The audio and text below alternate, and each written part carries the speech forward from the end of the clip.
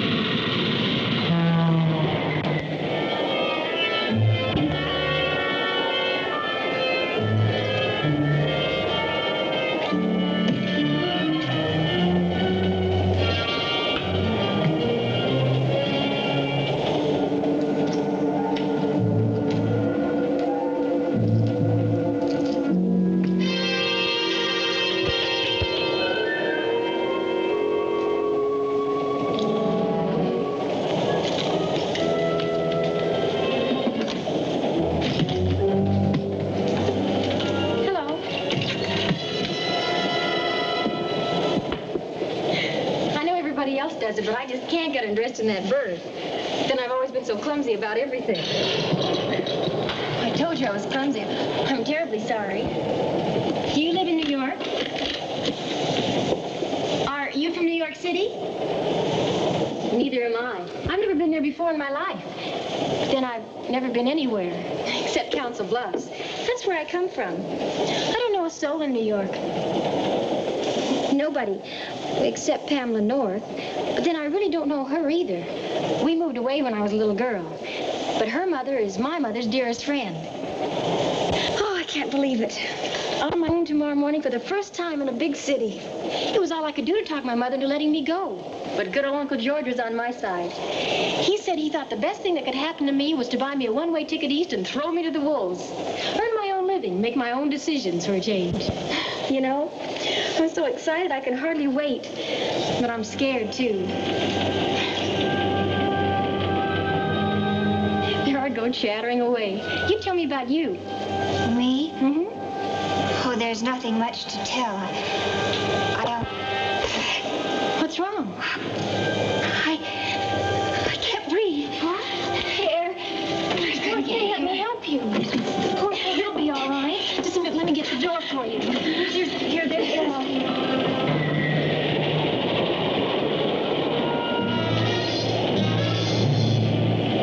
Maybe if we open the top of your collar, it'll be all right.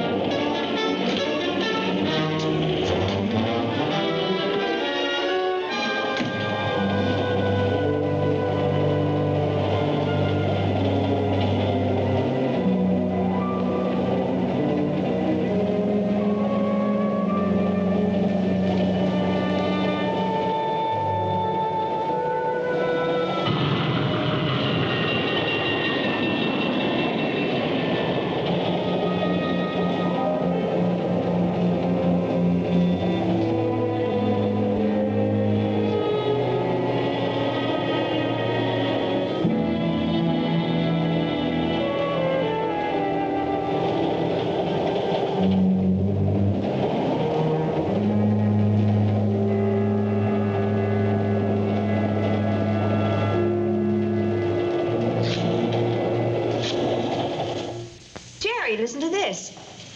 Mother says she cut an ad out of a magazine, and she's sending to England for one of those Chuck Tattersall vests for your birthday. No. Says she's ordering it in orange and black. No, my birthday isn't until Halloween. Oh, now I get it. Orange and black.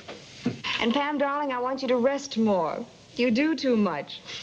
That's the trouble with all you people in New York. Rush, rush, rush, to and fro. Fro and to. Oh, stop. And then she says, so forth, so forth. And Pam, dear, I can't tell you how grateful Mattie is that you're going to look after her little girl in New York. What? What do you mean, what? Oh, not another visiting fireman. Well, this isn't the same thing. It's always the same thing. Every time we start getting comfortable, someone comes in from out of town and we got to start chasing around looking for tickets for television shows. Horse cabs in Central Park. This is practically my own cousin. Practically which one? Amelia. Amelia who? Never heard of her. Amelia Little. Haven't seen her since she was 8 years old. But her mother is my mother's best friend.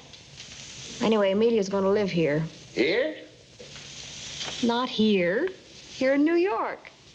I've arranged for her to stay at the Washington Square Club for Women. Well, that's better. Hey, just where is this place? I just told you. Washington Square. It's a residential club for young women. Oh, one of those deals where they burn you at the stake if you're caught entertaining a man after 9 o'clock. You don't know anything about it. It's a perfect club for any young girl alone in New York. Maybe, but you wouldn't like it. I know you.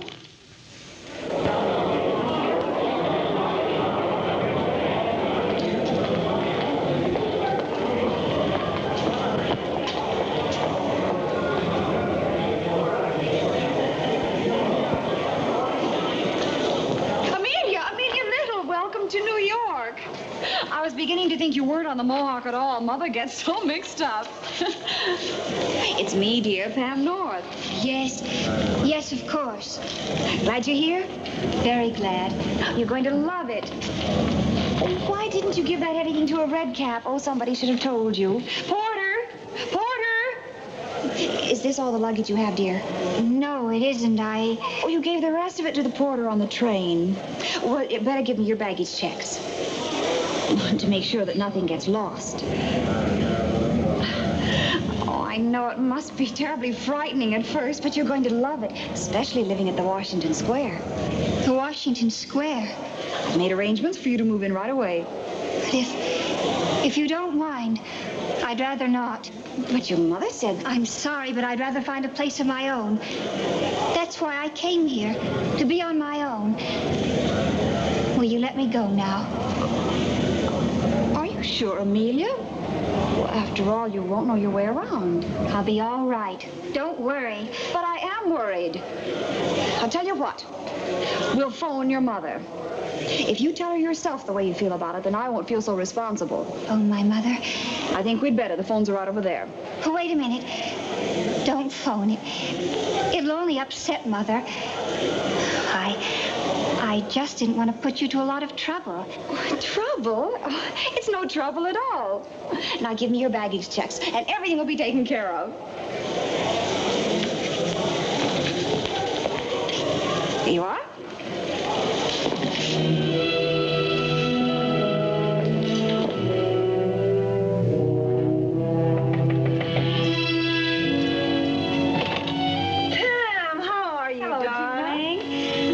Of course, is Amelia Little. I'm so glad to see you, Amelia. Amelia, this is Gina Kirkwood, your roommate. I know you two are going to get along wonderfully together.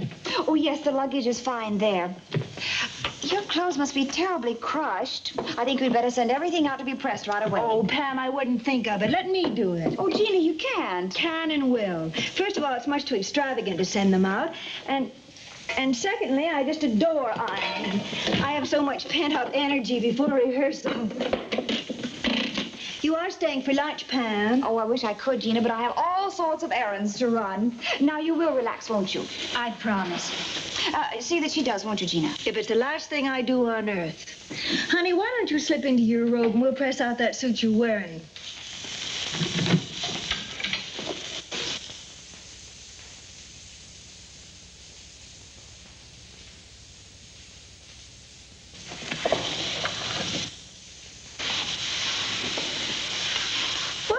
Won't be long now, honey. Do you want to start hanging things away? In a minute. I'm going down the hall. Okay, take your time.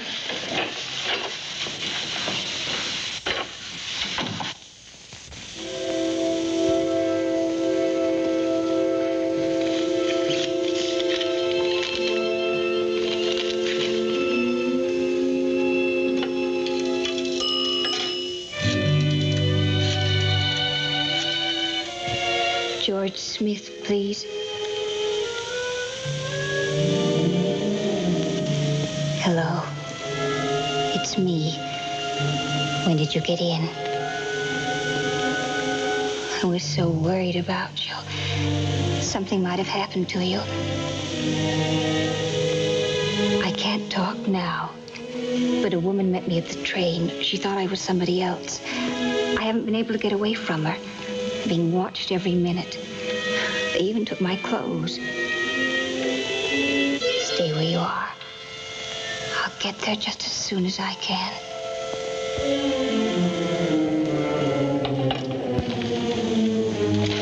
Critics. Why, that Cynthia Spotwood couldn't be absolutely radiant in anything. She's 2 years older than Lionel Barrymore.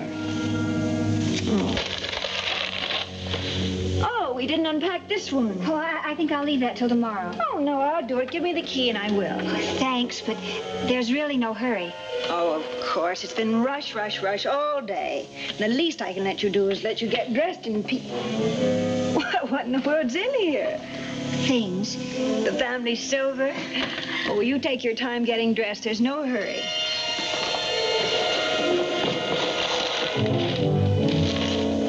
The body of Sarah Stieber, 80, a wealthy recluse who was known to keep a fortune in cash in her house, was found at the foot of the stairs in her old mansion on South Street.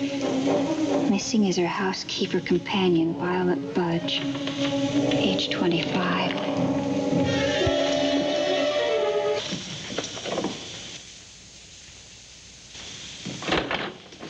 I've just had the best time charging. You a size 10? I think so. Did she rest? Well, she had to. Remember I took all her clothes? Wonderful. I knew you weren't up to shopping, and I wasn't sure whether you had any cocktail things or not. We have exactly 1 hour in which to glamorize this girl. 1 hour. Well, we may be a little late, but we're having cocktails with Jerry and Bill Wigan. Lieutenant Bill Wigan, the most wonderful detective on the homicide squad.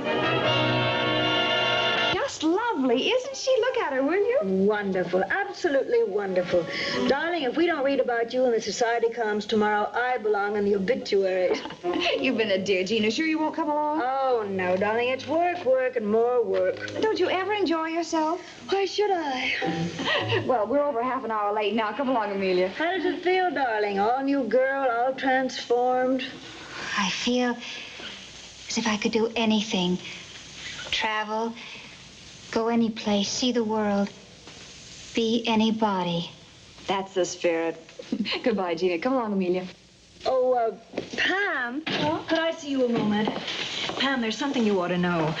I don't think Amelia's well. Now, she made me promise not to tell you, but I think something's wrong with her. You better keep an eye on her. Oh, thanks, Gina. I'm glad you told me. Amelia? Oh, where did she go?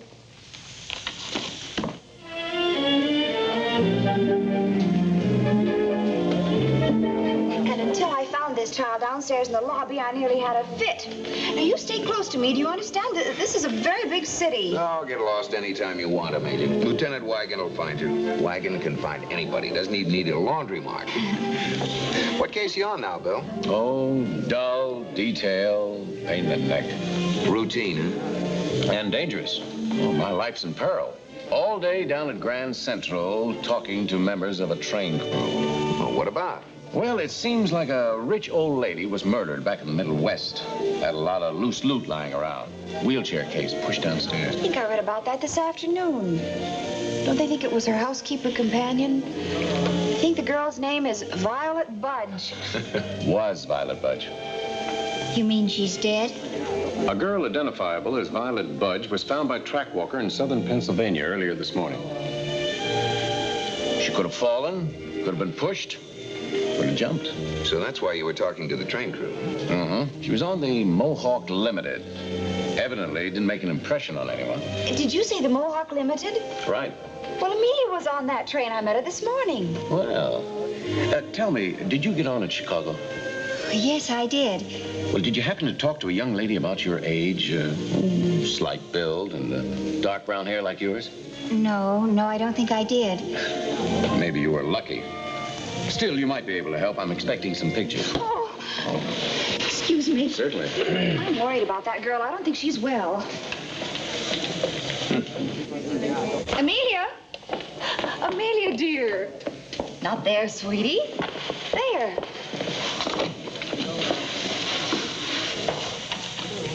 The old girl was a wheelchair case. Couldn't she have fallen down the stairs? And if the companion was the shrinking violet type you described, couldn't she just have gotten panicky and run out of fright? The shrinking violet type I described could have, but didn't. No?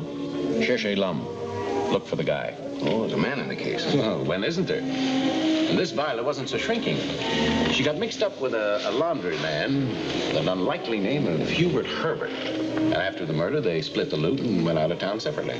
The passionate laundry man landed here and registered carefully in a downtown hotel as George Smith. And when he couldn't stand prosperity, he went out and got drunk.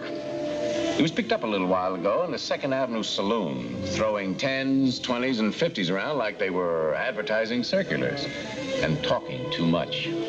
So the old girl was pushed down the stairs after all. Must have really been on the messy side. Jerry, will you stop that?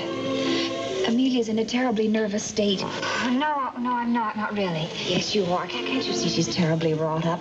All this talk about murders and killings. After all, Amelia was on the same train with Violet Budge. Something could have happened to her. Well, I must say you're being a big help. Oh, look, can't we just enjoy ourselves? Tell you what, Amelia, you spend the night with Jerry and me. We'll just relax and have some good old-fashioned girl talk.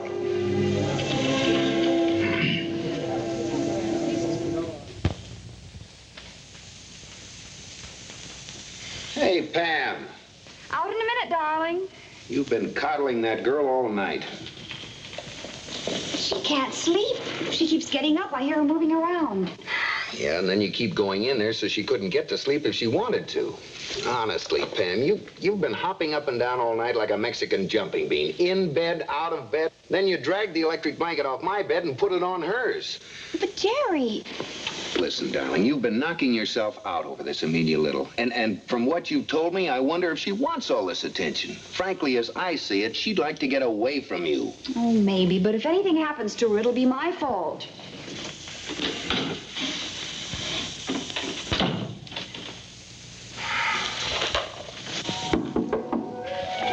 Amelia? It's me, Pam. Come in. I'm going to see that you get to sleep once and for all. What are you doing with your robe on? I was cold. With Jerry's electric blanket? Oh, you must be coming down with something. Well, sleep is what you need, and sleep is what you'll get. Dr. Carter prescribed it for Jerry when he was sick. It's harmless, but it's very relaxing, and you'll sleep like a baby. No. Oh, can't possibly hurt you. I don't want to. Oh, come on, it isn't poison.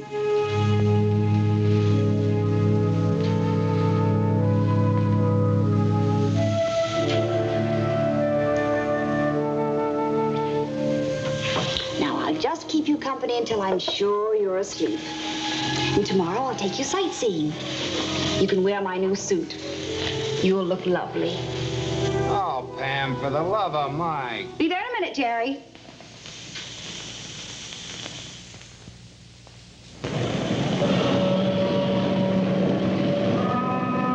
Isn't this heaven? Do you know there are native New Yorkers who've never been to the top of the Statue of Liberty? No, I didn't know that. The boats look so tiny.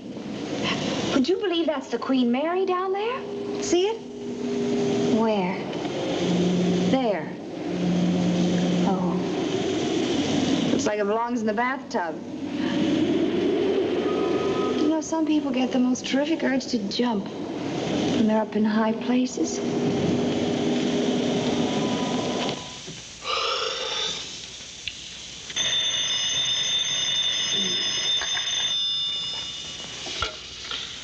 Hello.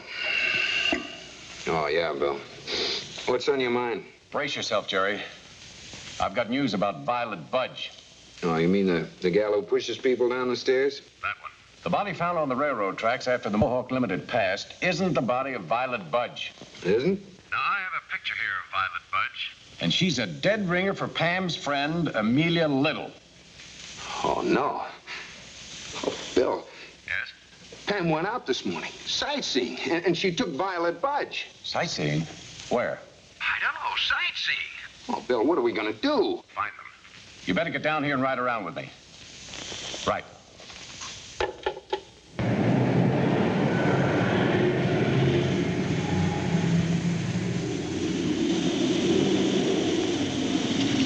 Central Park over there.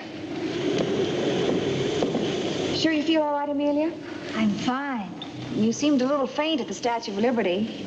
I certainly was glad to see that guard come along in case you collapsed or something.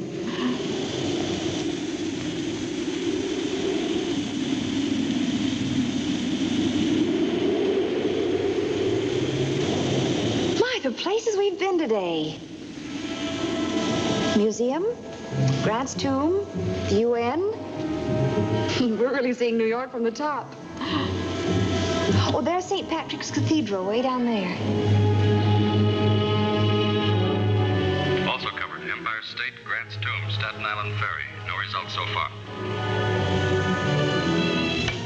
About the RCA building? Men on their way. Check. Well, I'd say that's just about complete coverage. Suppose it's already happened. If it had, we'd know. You know, we forgot to send a telegram to your mother. I think we better send her one the second we get home, and we can't get there too soon. That's right, person to person. Mrs. Charles Little. Fine. Thank you, operator. Operator says it ought to take a few minutes.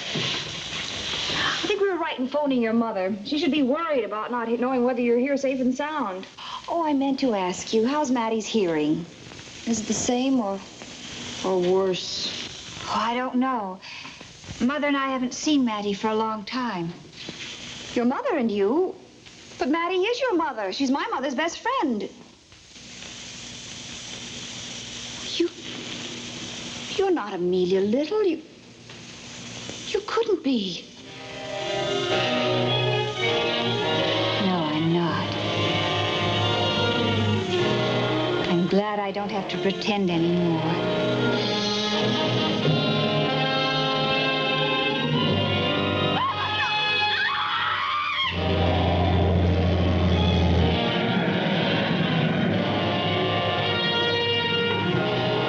Yelling till you're hit. We're doing everything possible. I know. What puzzles me is why you never suspected anything. Holy...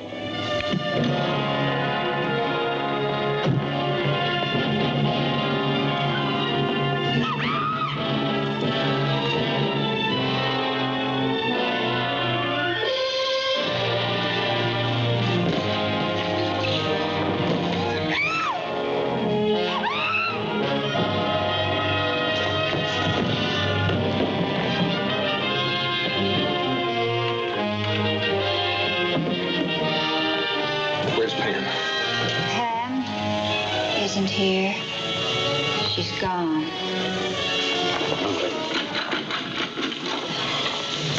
I locked myself in.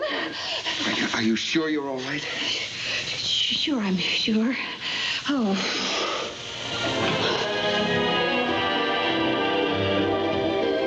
What a sight. What's the matter? Well, nothing, only you were up here with Violet Budge last time. I'm surprised wild horses could drag you back. They couldn't. Well, why drag me up here? You're not Violet Budge. There's a difference. Yes, darling. And don't let it go to your head, but I'm crazy about the difference. Mr. and Mrs. North is directed by Lou Landers. Produced by John W. Loveton. A John W. Loveton production. Starring Barbara Britton and Richard Denning. Featuring Francis DeSales.